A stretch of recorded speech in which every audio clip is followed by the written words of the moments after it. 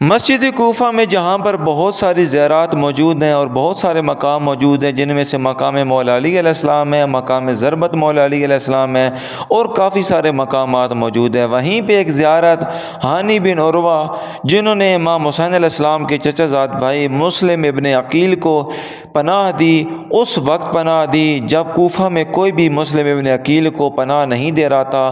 مروان لانتی نے یہ حکم صادر کر دیا تھا کہ جو بھی سفیر امام حسین علیہ السلام کا ساتھ دے گا اس کو قتل کر دیا جائے گا۔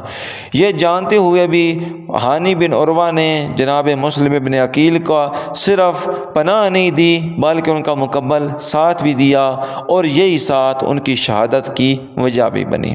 ان کا روضہ مسجد کوفہ کے بالکل ساتھ، مسلم ابن عقیل کے روضے کے بالکل ساتھ موجود ہے۔ یہ سب زیارت کریں ذریعے مبارک ہانی بن عروہ کی۔ سبحان اللہ، کوئی فرق نہیں ہے۔ جس طرح کے قالین اور کارپیٹ مسلم بن عقیل کی زری میں ہیں، اس طرح کے قالین اور کارپیٹ ان کی زری مبارک میں ہے۔ جس طرح سونے سے اور چاندی سے مسلم بن عقیل کی زری مزین ہے، ان کی زری بھی اسی طرح مزین ہے۔ اللہ پاک اب تمام مومن مومنات کو ہانی بن عروہ کی زیارت نصیب فرمائے، جنہوں نے سفیر امام حسین علیہ السلام جناب مسلم بن عقیل صرف سفیر امام حسین علیہ السلام ہی نہیں بلکہ امام حسین علیہ السلام کے چچا زاد بھائی بھی ہیں۔ مولا حسین علیہ السلام نے ان کو سفیر بنا کے بھیجا، اور پھر ہانی بن عروہ نے ان کا ساتھ دیا، جس کی وجہ سے مروان نے ان کو بھی شہید کر دیا گیا۔ ان کا بھی روضہ مسلم بن عقیل کے بالکل ساتھ ہی موجود ہے۔ آپ سب کے لیے بہت ساری دعائیں، اللہ پاک سب کو زیارت نصیب فرمائے۔